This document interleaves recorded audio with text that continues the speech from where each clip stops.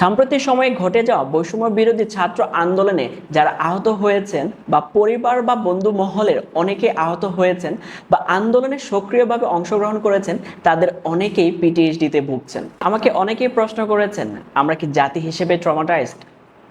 অন্য সব জাতির মতো আমাদের ইতিহাস এতটা মসৃণ না।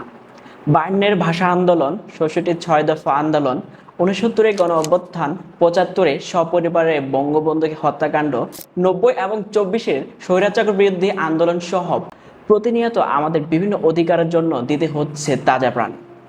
এছাড়া কারাপশন, ধর্ষণ, প্রাকৃতিক এবং ম্যান মেড ডিজাস্টারগুলো তো নিত্যসঙ্গী। যে জাতি গত ১০০ বছরে কোনো আন্দোলন দেখেনি, তাদের অধিকারের জন্য দিতে হয়নি কোনো প্রাণ বা করতে হয়নি কোনো সংগ্রাম, উদ্বিগ্ন হতে হয়নি নিরাপত্তা নিয়ে, কোনো ডিজাস্টারের মধ্য দিয়ে যায়নি, তাদের মেন্টাল হেলথ কন্ডিশন কখনোই আমাদের সাথে এক হবে না। আজকের ভিডিওতে আমরা আলোচনা করব ট্রমা, পিটিএসডি কি, লক্ষণসমূহ এবং ট্রিটমেন্ট নিয়ে। চলুন শুরু করা যাক।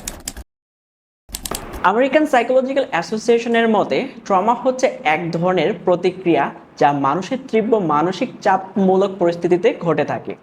এ ধরনের মানসিক চাপমূলক পরিস্থিতিগুলো সাধারণত মানুষ সচরাচর সম্মুখীন হয়ে থাকে না, আর এই পরিস্থিতিগুলোতে সাধারণত যে কোনো মানুষের ক্ষেত্রেই খুব তীব্র মাত্রায় মানসিক আঘাত পেয়ে থাকেন। এই পরিস্থিতিগুলোতে মানুষের মৃত্যু ঝুঁকি থাকে, অথবা তীব্র মাত্রায় কোনো আঘাত থাকে, অথবা সম্ভাবনা থাকে, এবং এগুলো ব্যক্তি হয়তো নিজে শিকার হয়ে থাকেন অথবা তিনি সরাসরি প্রত্যক্ষ করে থাকেন।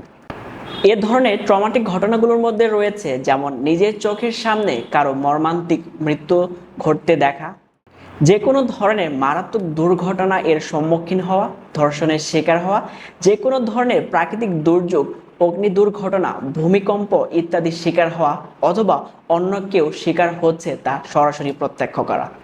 এ ধরনের ঘটনাগুলোতে মানুষ তীব্র মাত্রায় ভয় পেয়ে থাকেন, সে নিজেকে অসহায় মনে করতে থাকেন অথবা আতঙ্কগ্রস্ত থাকেন। কোনো ধরনের ট্রমাটিক ঘটনা ঘটে যাওয়ার পরে ব্যক্তির মধ্যে নানা ধরনের মানসিক সমস্যার লক্ষণ দেখা যায়, যা পরবর্তীতে পোস্ট ট্রমাটিক স্ট্রেস ডিসঅর্ডার বা পিটিএসডিতে পরিণত হয়। অনেক সময় ট্রমার ঘটনাগুলো অনেক তীব্র না হলেও অনেকগুলো ছোট ছোট ট্রমার ঘটনা যা দীর্ঘদিন ধরে ঘটে আসছে, সেগুলো ধীরে ধীরে পোস্ট ট্রমাটিক স্ট্রেস ডিসঅর্ডারে পরিণত হয়ে থাকে। উদাহরণস্বরূপ বলা যায়, কোনো একটি মেয়ে দীর্ঘদিন ধরে তার কাছের কোনো মানুষের কাছ থেকে যৌন নির্যাতনের শিকার হয়ে আসছে, যা এক সময় এসে পোস্ট ট্রমাটিক স্ট্রেস ডিসঅর্ডারে পরিণত হতে পারে। বাংলাদেশের বিভিন্ন সময় নানা ধরনের ট্রমাটিক ঘটনা ঘটে থাকে। এর মধ্যে উল্লেখযোগ্য কিছু ঘটনা হচ্ছে সাভারের রানা প্লাজার ধসার ঘটনা, যেখানে প্রায় কয়েক হাজার মানুষ মারা যায়। একটি গবেষণায় দেখা গেছে রানা প্লাজায় ক্ষতিগ্রস্ত শ্রমিকদের মধ্যে শতকরা প্রায় ৭৫% শ্রমিক পিটিএসডির শিকার হয়েছেন। এরকম আরও কিছু ঘটনা রয়েছে, যেমন তাজরিন ফ্যাশন পোশাক কারখানায় অগ্নিকাণ্ডে সেখানে প্রায় কয়েকশো মানুষ আগুনে পুড়ে মারা যান। সেখান থেকে যারা বেঁচে ফিরে আসেন তাদের অনেকের মধ্যেই পিটিএসডি রয়েছে। সাম্প্রতিক সময়ে ঘটে যাওয়া বৈষম্য বিরোধী ছাত্র আন্দোলনে যারা আহত হয়েছেন বা পরিবার বা বন্ধু মহলের অনেকে আহত হয়েছেন বা আন্দোলনে সক্রিয়ভাবে অংশগ্রহণ করেছেন, তাদের অনেকেই পিটিএসডিতে ভুগছেন।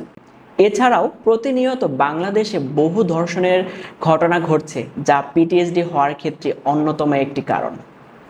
আসুন জেনে নেওয়া যাক পিটিএসডির প্রধান লক্ষণসমূহ। ব্যক্তির মধ্যে ট্রমাটিক ঘটনার সম্পর্কিত ছবি, চিন্তা এবং অনুভূতিগুলো বারবার তার মনের মধ্যে আসতে থাকবে। সে ট্রমার ঘটনাগুলো নিয়ে বারবার দুঃস্বপ্ন দেখতে থাকবে। তার ট্রমার স্মৃতি নিয়ে বারবার নানা ধরনের ইলিউশন, হ্যালুসিনেশন এবং ফ্ল্যাশব্যাক হতে থাকবে, যা তাকে তীব্র মানসিক অস্বস্তি প্রদান করবে। ব্যক্তি সবসময় তার ট্রমার সম্পর্কিত কোনো চিন্তা এবং অনুভূতিগুলোকে এড়িয়ে যাওয়ার চেষ্টা করবে। এমনকি কেউ যদি এই ঘটনার সম্পর্কিত কোনো কথা বলে, তাহলে তিনি তা অ্যাভয়েড করবে। কোনো কাজ, স্থান অথবা কোনো মানুষ যা তার ট্রমার স্মৃতিতে ট্রিগার করে, তিনি সেগুলোকেও অ্যাভয়েড করে থাকেন। তিনি তার ট্রমার ঘটনার কোনো গুরুত্বপূর্ণ বিষয়কে মনে করতে পারবেন না। তিনি নিজের জগৎটাকে গুটিয়ে নিয়ে আসেন এবং তিনি অন্যদের কাছ থেকেও নিজেকে আলাদা করে ফেলেন। ব্যক্তি তার বর্তমানের সাথে ট্রমার ঘটনাটিকে আলাদা করতে পারেন না। তাই ট্রমার ঘটনার সাথে সম্পর্কিত যে কোনো বিষয় তাকে ট্রিগার করতে থাকে এবং তিনি সেগুলোকে অ্যাভয়েড করে যান। এছাড়াও তাদের মধ্যে আরও কিছু লক্ষণ দেখা যায়, যেমন ঘুম কমে যায়, যে কোনো বিষয়ে খুব রেগে যায়, মনোযোগ দিতে সমস্যা হয়, যে কোনো বিষয়ে অতিমাত্রায় সতর্কতা প্রদর্শন করেন এবং তাদের মধ্যে অনেক বেশি অপরাধবোধ কাজ করে থাকেন। এর মধ্যে একটি বা দুটি লক্ষণ দেখে মনে করে নেওয়ার কোনো কারণ নেই আমি পিটিএসডিতে ভুগছি, তবে লক্ষণগুলো দেখা দিলে আমরা দ্রুতই একজন সাইকোলজিস্ট অথবা সাইকিয়াট্রিস্টের সম্মুখীন হব। পিটিএসডি চিকিৎসা বেশ কয়েকটি ধাপে হয়ে থাকে। প্রাথমিকভাবে ব্যক্তির কোনো ধরনের শারীরিক সমস্যা থাকলে, যেমন কোনো ধরনের ইনজুরি অথবা আঘাত থাকলে জরুরি ভিত্তিতে রোগীকে নিয়ে ডাক্তারের শরণাপন্ন হওয়া এবং চিকিৎসা সেবা নেওয়া। এর পাশাপাশি ব্যক্তির নিরাপত্তার ব্যবস্থা নিশ্চিত করা। অনেক সময় ব্যক্তি নানা বিষয়ে ঝুঁকির মধ্যে থাকেন, যেমন কেউ যৌন নির্যাতনের শিকার হলে পরবর্তীতে যাতে সে কোনো ধরনের যৌন নির্যাতনের শিকার না হয় সেজন্য তার জন্য একটি নিরাপদ পরিবেশ নিশ্চিত করতে হবে।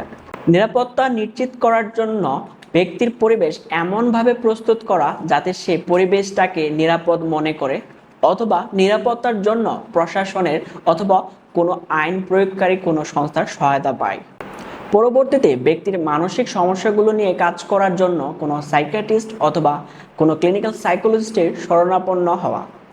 কোনো প্রশিক্ষিত সাইকোলজিস্ট অথবা ক্লিনিক্যাল সাইকোলজিস্টের কাছ থেকে নিয়মিত সাইকোথেরাপিস্ট নেওয়া।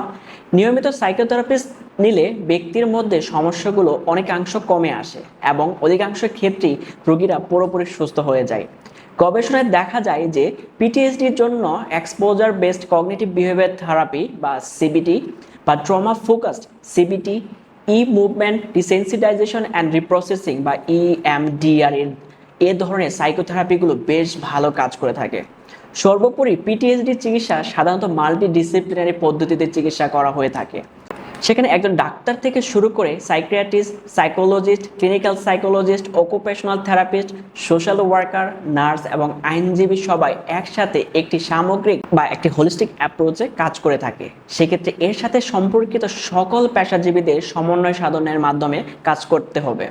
এজন্য আমাদের মধ্যে সব সময় যোগাযোগ করতে হবে এবং নিয়মিত যোগাযোগ থাকলে কাজের সমন্বয় বেশ ভালো হয়।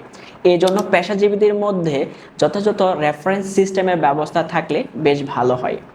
ভিডিওটি ভালো লাগলে অবশ্যই শেয়ার করবেন এবং পরবর্তী ভিডিওটি কোন টপিকের উপর দেখতে চান অবশ্যই কমেন্ট সেকশনে জানাবেন।